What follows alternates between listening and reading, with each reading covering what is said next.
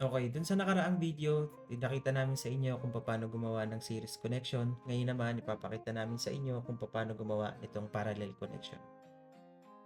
At mas madaling gawin ito compare dun sa unang video na ginawa natin dun sa series connection. Kaya para sa mga mas nalilito dun sa unang video, dito mas madadalian kayo panigurado. Kasi dito, kukunin natin yung negative ng speaker A at i-connect natin sa negative ng speaker B.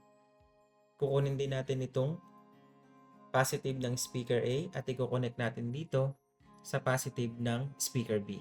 So, mas madali siya dahil positive to positive at negative to negative lang yung pagkukonikin natin. Unlike dun sa unang series connection na pinag-connect natin na negative to positive at positive to negative. Ngayon namang connected na yung ating speaker A at speaker B, lalagyan naman natin ng connection yung speaker A at speaker B sa ating amplifier.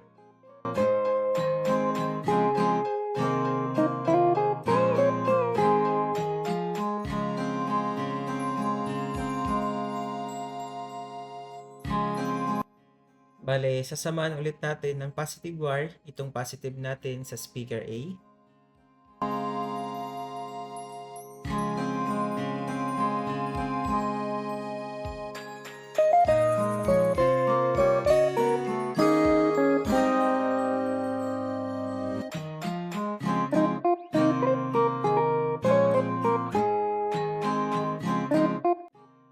Tapos, sasamahan ulit natin ng isa pang negative wire, yung ating negative dito sa speaker A pa din.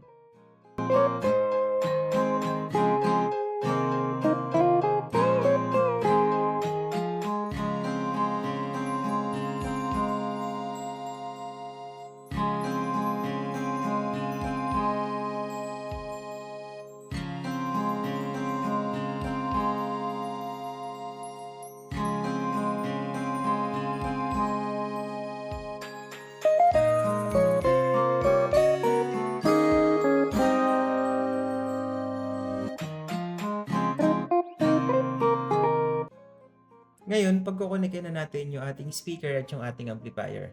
Bali, yung red wire nitong ating amplifier ay i-connect natin dito sa gray wire ng ating speaker. Ito yung ating positive wires. And yung ating namang black wire ng ating amplifier at yung black wire ng ating speaker ay yung ating negative.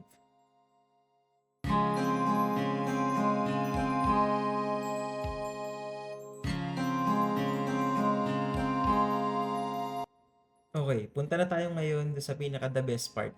Ito na yung pagtitesting kung gagana ba.